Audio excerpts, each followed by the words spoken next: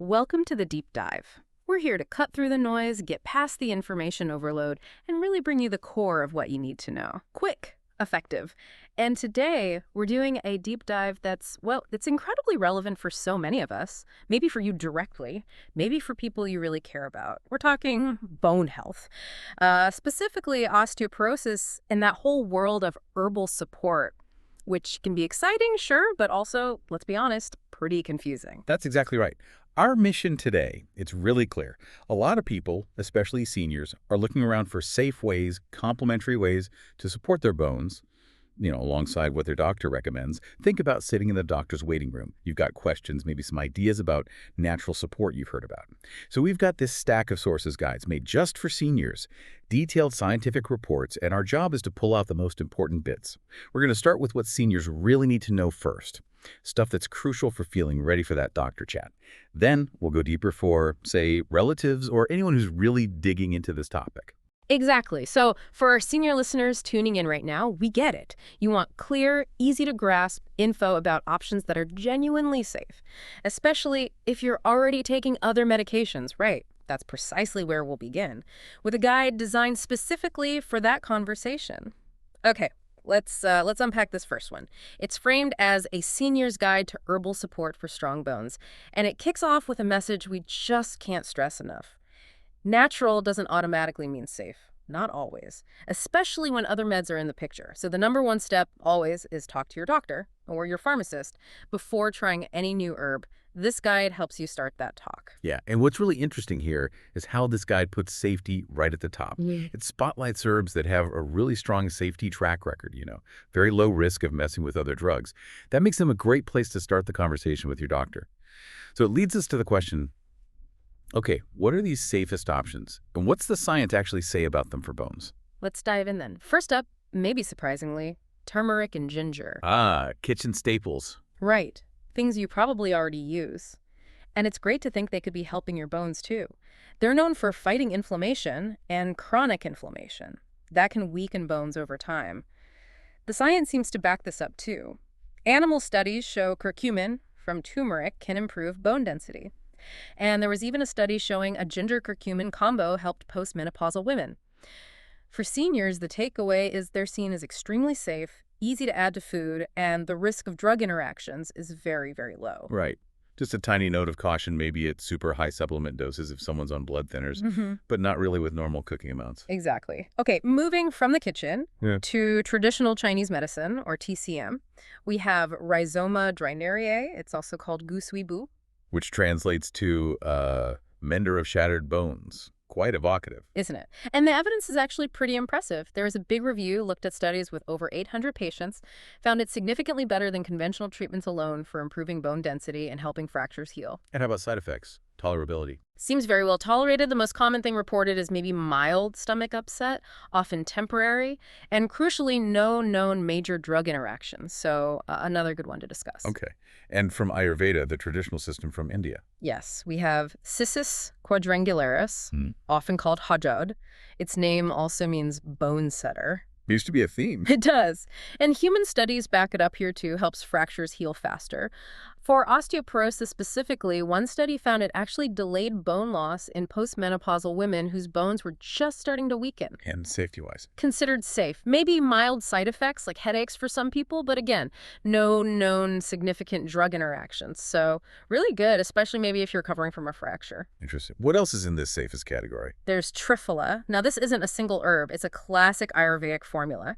3 fruits together, known as more of a gentle, overall health tonic, rejuvenating. Direct studies on osteoporosis are a bit limited, but its anti-inflammatory and antioxidant properties. Those are definitely relevant for bone health because we know inflammation and oxidative stress are bad news for bones. And the safety profile?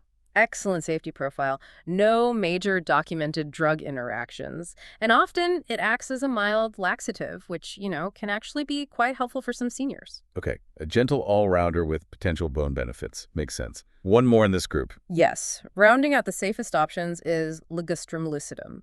You might know it as glossy privet, or in TCM, Nuzenzi. It's seen as a gentle tonic, often used for healthy aging support. Preclinical data, so lab and animal studies, shows it helps with calcium balance, helps you absorb more, lose less. And it seems to inhibit bone resorption, which means slowing down bone breakdown. Okay, and for seniors? The key here is the processed dried fruit. That form is considered very safe, high safety margin, low interaction risk. But there sounds like a but. There is a crucial but. The raw, unprocessed berries and leaves, they are toxic. Must be avoided. So you absolutely need to make sure you're getting the correctly processed form from a trusted source. Got it. Processed fruit, safe. Raw parts, definitely not. So if we sort of zoom out and look at this group, you can really see how these options offer good complementary support, but with minimal risk, right? The real insight maybe isn't just the list, but the idea that natural support can be low risk and effective if you know what to look for, and crucially, who to talk to about it. It gives you a starting point for that informed chat with your doctor. That's a great summary. Start gentle, start safe, start the conversation. But, it's not always that straightforward with powerful natural compounds. So let's move on. Let's talk about herbs that show real promise, maybe even stronger effects, but the caution flags start waving a bit higher. This is where it gets really interesting, I think, especially for relatives listening in or anyone really curious, but also where careful navigation becomes essential.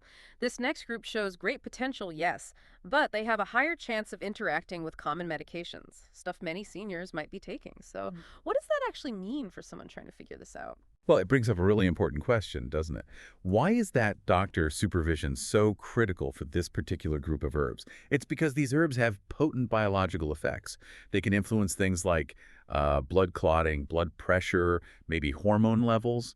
And if you're already taking medication for those things, blood thinners, blood pressure pills, the herb could interfere. It could change how your medication works, sometimes making it too strong, sometimes too weak, potentially leading to, well, unintended or even dangerous effects. That's a really vital distinction. Okay, so let's get specific. First one, epimedium, often known as horny goatweed. Right. And it actually has strong human evidence showing it can improve bone density. The caution. It can interact with blood pressure medications and also blood thinners. And importantly, it's generally contraindicated, meaning best avoided if you have a history of hormone-sensitive cancers. That's because it seems to have some estrogen-like activity. Okay, good to know. What about resveratrol? That's the stuff in red grapes, right? Yeah, exactly. Found in grapes, berries, and a large clinical trial did clearly show it increases bone density. Generally pretty safe, but similar cautions apply. Potential interaction with blood thinners, and again, not usually recommended for those with hormone-sensitive conditions. Okay, and this one surprised me a bit. Thyme, like the kitchen herb. Yeah, it's surprising, isn't it? But there's actually strong human clinical data showing it can increase bone density when used consistently, likely in supplement form rather than just cooking. Wow, safety. Very safe in normal food amounts, obviously. Yeah. But if you're taking concentrated thyme supplements, the same caution applies. Be careful if you have hormone-sensitive conditions or if you're taking blood thinners. It's just another reminder that even common things can be powerful. Definitely. Okay, next is Salvia miltiorrhiza, also known as danshin or red sage. Yes. This is a very important herb in TCM, often used in formulas to invigorate blood, improve circulation. Very effective for certain things. However, it comes with a major risk of interacting with blood thinners like warfarin, big one there, and also blood pressure medications. It can potentially cause blood pressure to drop too low. This one really underscores why you need professional guidance. Absolutely clear on that one. What about boswellia? That's frankincense, right? Often used for joint pain. That's the one. Ah. Excellent for reducing inflammation, which we know is linked to bone loss, and also helpful for joint pain, often associated with it. Generally safe. But there's a but again. It may interact with immunosuppressant medications and also some drugs that are processed by the liver. So a check is needed. Okay. Then there's Panax natoginseng or Sanqi. Right. Traditionally used more for traumatic injuries, bleeding, fractures. It can be effective. But long-term use has been linked with potential liver and kidney toxicity concerns. It also has a major interaction warning with warfarin. And, like several others, it's contraindicated in hormone-sensitive conditions. Lots of flags on that one. Okay. Romania glutinosa or shudihuang. Ah, a really fundamental kidney tonifying herb in TCM. Found in many famous formulas for aging-related issues, including bone health. The caution here is that it might lower blood sugar and blood pressure. So if you're taking anti-diabetes medications or antihypertensive medications, you need to be careful and monitor things closely with your doctor. Got it. Cornus officinalis, Shanzuyu. Another TCM kidney tonifying herb, often used alongside Rehmannia. Similar profile, but the main specific caution mentioned is with blood-thinning medications. Okay. And finally, in this group, Dioscorea opposita, Chinese yam. Yes, this one is interesting because it's used as both food and medicine. Very safe as food. But if you take it in large supplement doses, the advice is to avoid it if you have hormone-sensitive conditions, again, due to potential hormonal effects. Right. So the message for this whole group, epimedium, resveratrol, thyme supplements, danshin, boswellia, sankey, Rehmannia, cornus, Chinese yam supplements, it's really crystal clear, isn't it? If you or someone you care for is thinking about any of these, that detailed conversation with the doctor, it's absolutely non-negotiable. Exactly. These aren't things you just, pick off the shelf at the health food store and start taking without a really thorough review of your whole health picture and everything else you're taking. Okay, so now let's talk about the highest risk category. These herbs, they are potent, some are used effectively in traditional systems, but they come with some pretty significant concerns. Things like potential liver problems or really extensive drug interactions. So beyond just saying be careful, what stands out to you as the most critical message for this category if someone's maybe hearing about these for the first time? The absolute key takeaway is that these herbs should never be taken without guidance from a qualified expert practitioner. Someone who can really weigh the potential benefits against what can be substantial risks. Self-medicating with these. Strongly discouraged. It's not just about interactions. Some have direct toxicity concerns. This isn't just a recommendation anymore. It's really a necessity for safety. That's a very strong warning, and it sounds like it's for a very good reason. Can you give us some specific examples that really drive home these serious risks? Sure. Let's take Swarlea or Bouzgouzi. This one carries a significant, well-documented risk of hepatotoxicity. That means liver damage. It's interesting because in TCM, it's often used, but typically only in complex formulas where other herbs are thought to help mitigate that toxicity, which just shows the level of expertise needed. Right. That complexity itself is a warning sign for self-treatment. Okay, what about Google? I feel like I've heard that name. You probably have. It pops up quite a bit. Yeah. Yes, Google.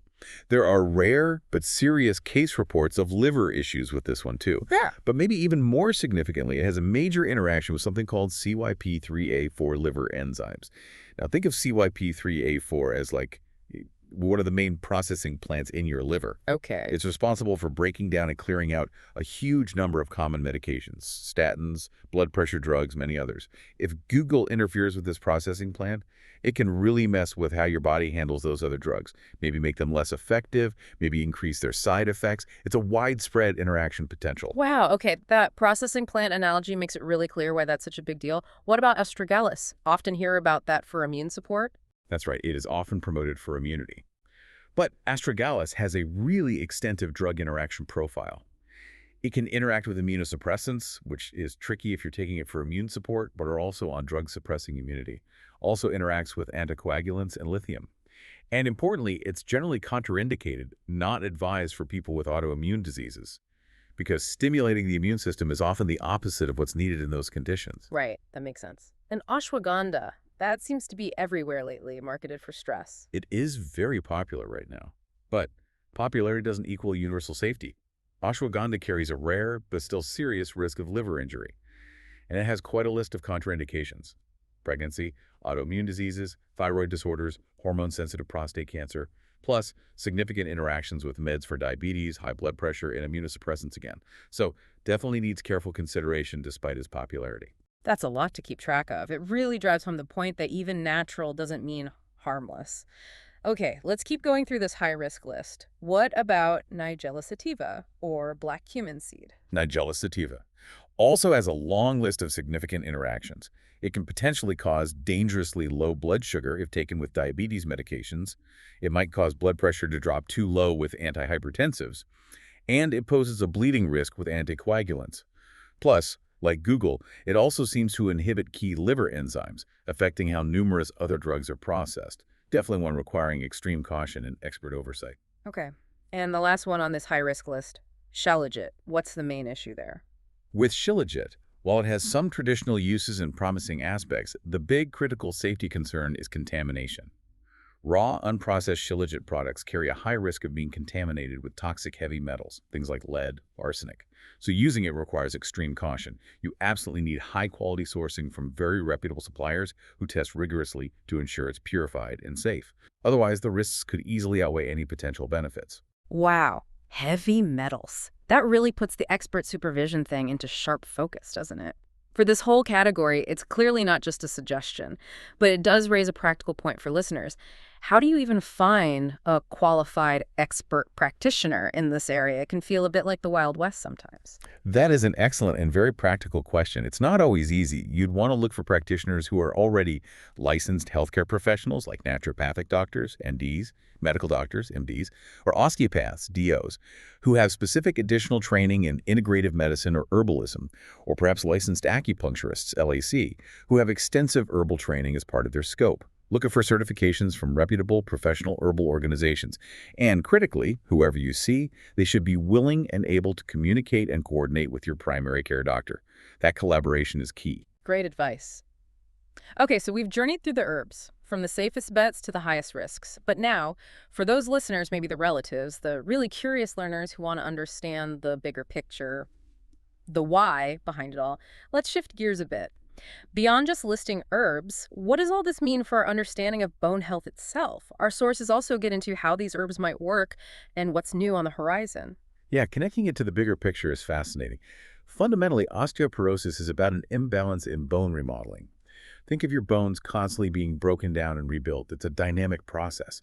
You have cells called osteoclasts that resorb or break down old bone, and cells called osteoblasts that build new bone. In osteoporosis, usually the breakdown outpaces the building. Many of these promising herbs seem to work by targeting this imbalance. One major way is by regulating something called the OPG-RANKL-L-rank axis. You can think of this as like the master control system that signals whether to make more bone-breaking cells or fewer. Many herbs seem to nudge this system back towards balance. So it's about influencing the body's own regulatory signals, kind of like fine-tuning the system rather than just adding a building block. Exactly. And some herbs also seem to work by directly stimulating pathways that promote those bone-building cells, the osteoblasts, encouraging them to form and function better. Then there's phytoestrogenic activity. We touched on this earlier. For postmenopausal women, estrogen levels drop, and estrogen normally helps protect bones. Some herbs contain compounds that weakly mimic estrogen. This can help counteract bone loss after menopause. But that's also why the caution for hormone-sensitive cancers is there for those herbs. Precisely. It's a double-edged sword that needs careful navigation. And finally, don't underestimate the broad anti-inflammatory and antioxidant effects. Chronic inflammation and oxidative stress are increasingly recognized as villains in bone loss. So herbs that powerfully combat these, like our friends turmeric and ginger from the kitchen, help create a healthier overall environment for bones to thrive. It's foundational. That really helps understand the how. But what about the how do we know? Our sources mentioned a hierarchy of evidence. Can you unpack that for us? Why is it important when we hear claims about supplements? Yes, that's absolutely crucial. Scientific evidence isn't all created equal. A lot of the initial research on herbs starts in vitro, literally in glass, meaning studies on cells in a lab dish. Or it's in preclinical animal models like rats or mice. These are really useful. They help us understand how an herb might work, its potential mechanisms. But they're early stages. They don't automatically translate to humans. The gold standard evidence comes from human randomized controlled trials, RCTs. That's where you rigorously test the herb against a placebo or standard treatment in actual people to see if it really works and is safe in the real world. For many herbs, the evidence is often still in those earlier stages, promising lab data, some animal studies, maybe small human trials. It suggests potential, but it really emphasizes the need for more high-quality human research to confirm the benefits and safety definitively. That's a really helpful way to think about it. Helps us be critical consumers of health information. Okay, moving beyond the herbs themselves, did the sources mention other interesting developments? Maybe new diagnostic tools or insights from traditional wisdom? Yes, a few really interesting points came up. One was a study highlighting a potential new biomarker, the hemoglobin to red cell distribution width ratio, HRR. Okay, what's that? It's a ratio calculated from values you get in a standard, inexpensive, complete blood count test. This particular study found a significant link higher at hand. HRR seemed to correlate with better bone density in older adults. If confirmed, this could become a really accessible, low-cost way to help assess osteoporosis risk earlier on, just using data from a routine blood test. Wow, that's potentially huge for accessibility, using existing tests in a new way. What else? There was also mention of menopausal hormone therapy, MHT. Reanalyses of big studies, like the Women's Health Initiative, continue to reinforce its benefits for preventing bone loss and fractures, especially for women who start it relatively soon after menopause and are at low cardiovascular risk. It's a conventional treatment, of course, but it shows how different approaches, hormonal, lifestyle, potentially herbal, all converge on the goal of maintaining bone health, and our understanding even of established therapies keeps evolving. Okay. Any exciting new herbal research specifically? Well, there was preclinical research highlighted on a compound called ostol, which comes from certain plants used in TCM. A meta-analysis of studies in rats showed it significantly increased bone mineral density and improved the physical strength of bones. It points towards potential future therapies derived from these compounds. And finally, the sources really emphasized the power of traditional formulas. Traditional medicine, like TCM or Ayurveda, often doesn't rely on single herbs, but on complex combinations or formulas. Right, like the triphala we mentioned earlier. Exactly. Formulas like Urizian decoction or Xianlingu Bao are designed to hit multiple targets related to bone health simultaneously. And critically, sometimes these formulas might even be designed to mitigate the toxicity of certain ingredients. Remember Sorrelia, the liver toxic herb.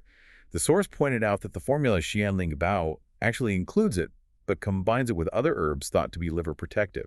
It demonstrates this really sophisticated ancient approach to formulation and managing risk that modern science is still working to fully understand. That's fascinating, recognizing that ancient wisdom might hold keys to balancing efficacy and safety.